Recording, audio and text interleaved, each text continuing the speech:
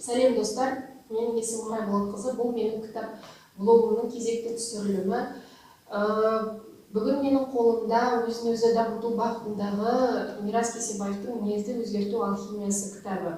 Бұл кітапты мен арнайы сатып алмаған едім. Қонаққа келген сіңілім сөмкесіне сыймай қалдырып кетті. Мен жаңа кітап көрсем оғадан тұрамын ғой, бір-екі бетін ашып қалып оқып едім, мені бірден ары қарай тартып әкетті. Мен мұны бас алмай сол бір-екі күннің ішінде бітіріп тастадым. Кітап жеңіл тілмен, түсінікті тілмен жазылған, өте жүйелі, барлық информация берілген.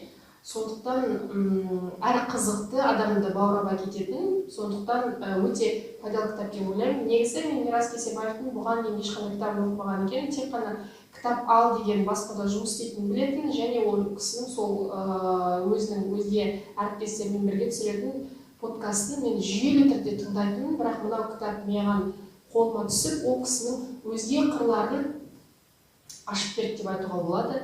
«Мінезді өзгерту алхимиясы» өзін-өзі дамыту кітаптарына қарағанда ерекшелігі. Бұл жерде автор өзін оқырманмен тең дәрежеде санайды. Яғни біз білеміз, кейбір өзін-өзі дамыту кітаптарында, мысалы қаржылық сауаттылықты арттыру кітаптарында авторлар өздерін эксперт ретінде санайды және белгілі бір межеде оқырманмен дистанция ұстауға тырысады және бір нейтралды тілмен баяндайды көп информацияны және мысалы адым стратегияларды береді. Осылай жетістікке жетемін десеңіз, осындай бағытта жүресіз.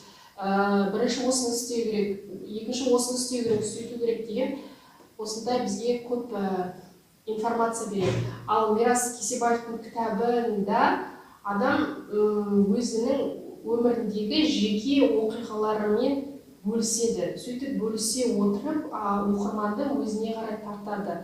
Және де сол оқиғаларын, өзінің жеке басындағы оқиғаларын бөлісу арқылы адамның өзінің мінезін жақсы жаққа өзгерту ниетін оятады. Яғни оған жаңа талпынысты оятады. Бұл мені бір таңғалдырған жайт болды бұл кітап туралы. Егер де мінезіңізді өзгертем, немесе ислам қағидаларына сай, бүгіннен бастап ислам қағидаларына сай өмір сүремін дейтін болсаңыз, Мирас Кесебаевтың осы «Мінезді өзгерту алхимиясы» деген кітабынан бастасаңыз болады.